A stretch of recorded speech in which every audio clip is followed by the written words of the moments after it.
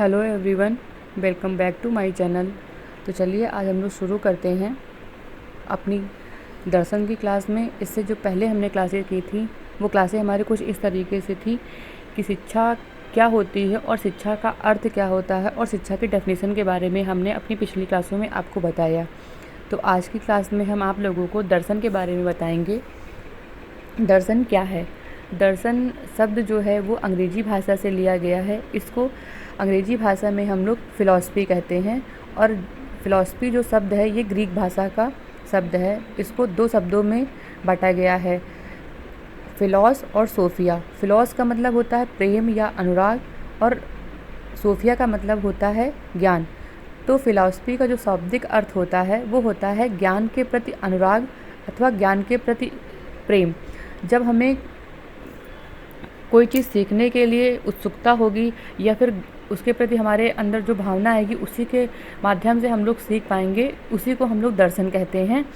इसके लिए हम लोग विशिष्ट तथा अधिक प्रत्यक्ष रूप से दर्शन का अर्थ अमूर्त चिंतन करने के उस प्रयास से है जिसके द्वारा आत्मा, ईश्वर, प्रकृति तथा संपूर्ण जीवन का रहस्य का उद्घाटन किया जाता है। वास्तव में सत्य की खोज करना ही दर्शन है। जैसे हम लोग जैसे जैसे अपनी जीवन में ग्रोथ करते हैं या आगे बढ़ते हैं तो स्टेप बाय स्टेप हम लोग चीज़ों को सीखते हैं। पहले हम लोग क्या कहते हैं, स्टार्टिंग करते हैं किसी चीज़ की। जैसे साइकिल सीखना शुरू किया तो पहले हम लोग साइकिल नहीं चला पाते हैं, तो पहले थोड़ा चलाएंगे, फिर दूसरे दिन उससे थोड़ा चलाएंगे, फिर उसके बाद थोड़ा और चलाएंगे, फिर एक न एक दिन ऐसा आएगा कि हम लोग साइकिल चलाना शुरू कर लेंगे। वही सेम कंडीशन जो होती है वो दर्शन की होती है कि हम लोग इसमें रोज़ का रोज़, जैसे हम लोग अपनी ज़िंदगी में जैसे जैसे हम लोग आगे हम बढ़ते जाते हैं वैसे कुछ ना कुछ सीखते हैं और उसको अपनी लाइफ में लाते हैं, अपनी लाइफ में सुधार करते हैं और लोगों के जीवन में भी सुधार करने की कोशिश करते हैं।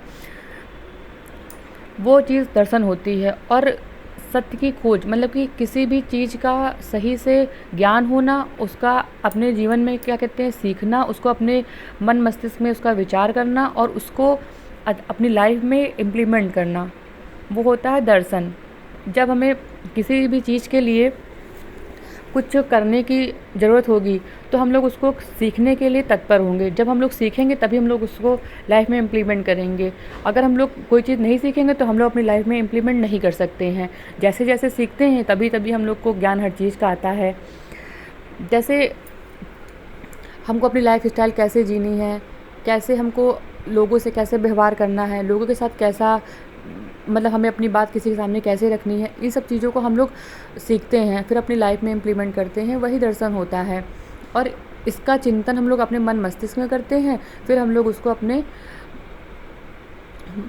मुख से बाहर निकालते हैं। क्योंकि बिना विचारे हम लोग कोई कार्य नहीं कर सकते हैं। जब कोई चीज़ हम लोग अच्छे से सोच समझ लेंगे फिर उसके बाद में हम लोग करेंगे।